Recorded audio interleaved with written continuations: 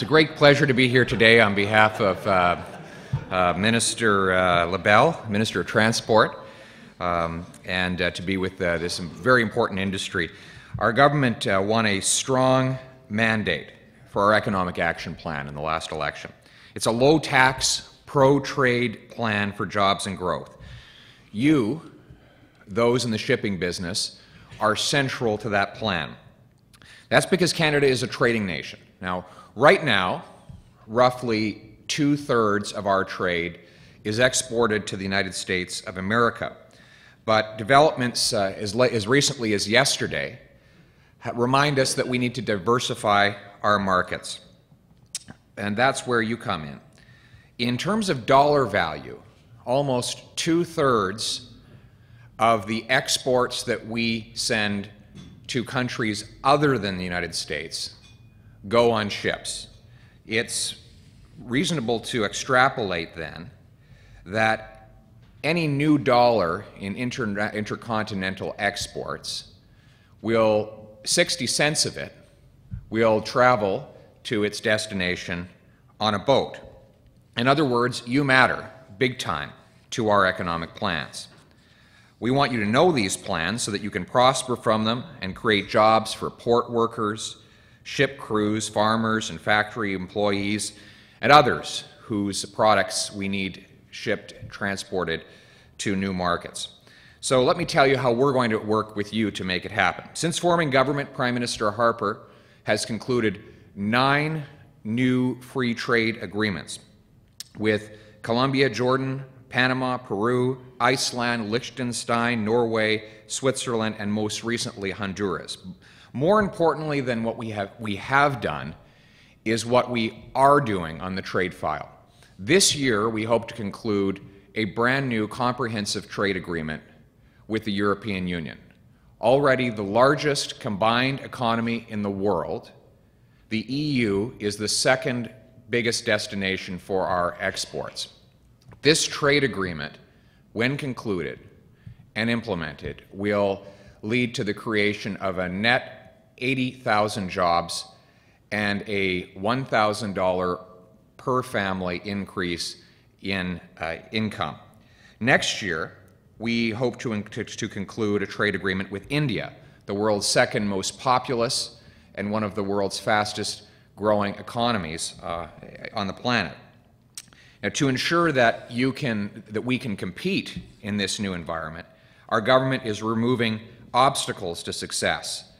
We have eliminated the 25% tariff on the importation of new ships, in large part because of the good work of Stephen Brooks and also Mike Wallace, a Member of Parliament for Burlington and a strong supporter of your sector. We've lowered the business tax by 1/3, from 22% to 15%, making us the lowest tax business jurisdiction in the entire G7.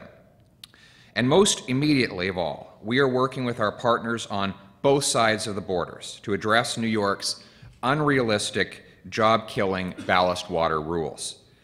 The threat of invasive species from ballast water is real. That is why our government has instituted ballast water exchange and a joint inspection initiative with our partners in the U.S. Coast Guard. Together with Transport Canada and the U.S. Coast Guard, 100% of ships entering the seaway are now inspected, as you know.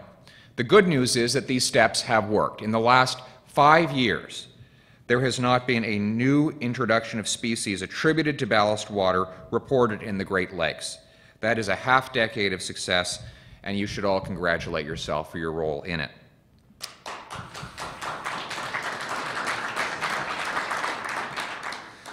Yet we're going farther. Our government has already ratified the International Maritime Organization Convention on Ballast Water, which will bring additional protections to the Great Lakes and the Seaway. It'll also mean internationally compatible rules, which is important because the one thing that both ships and invasive species have in common is that they both cross borders. By contrast, New York's new ballast water rules are unilateral, at least 100 times more stringent than those of the IMO.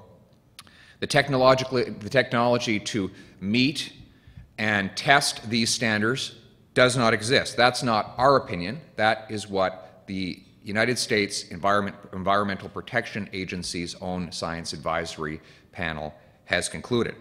What's worse is that these rules would apply on transiting ships, meaning that they would impact ships that have no intention of arriving or leaving from a U.S. port. The new rules would stop commercial traffic on the seaway, risking $11 billion in business revenue and up to 72,000 jobs, including 31,000 jobs in marine services and industries directly relying on ports. There are only two ways that these consequences can be averted.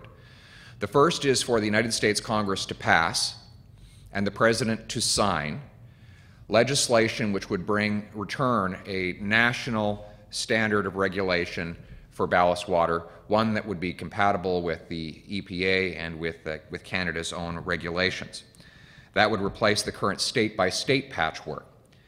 There is a bill before Congress right now that would do that. We encourage its passage. However, it does not appear likely to be adopted at this time.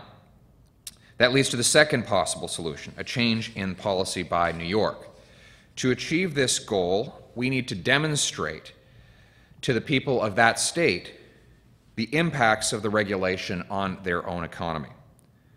We in this room are concerned about the St. Lawrence Seaway.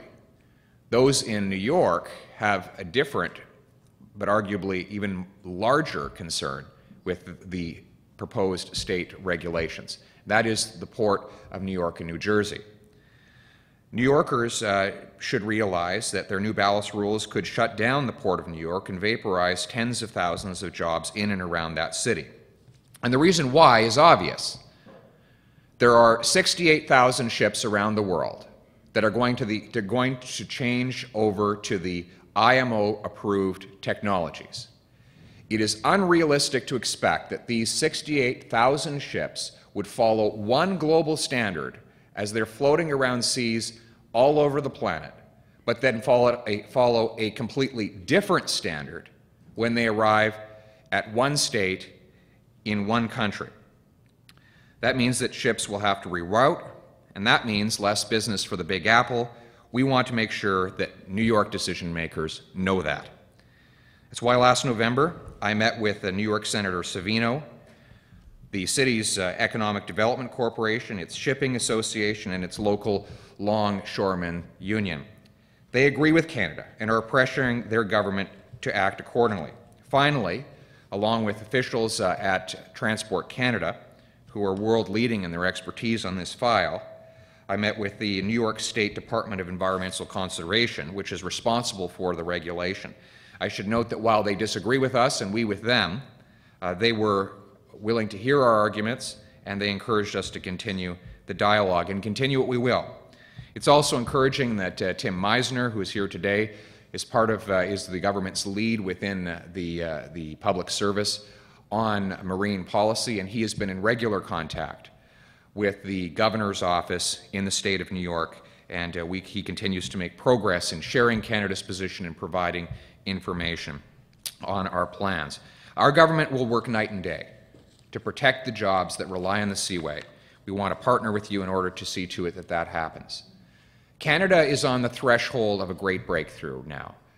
When Laurier said a century ago that the 20th century would belong to Canada, he was perhaps 100 years ahead of his time. Because now we are in a position where we are blessed with a cornucopia of natural resources that the world wants, an industrious population capable of harvesting those resources, and a world-leading shipping sector that can help bring those resources to market.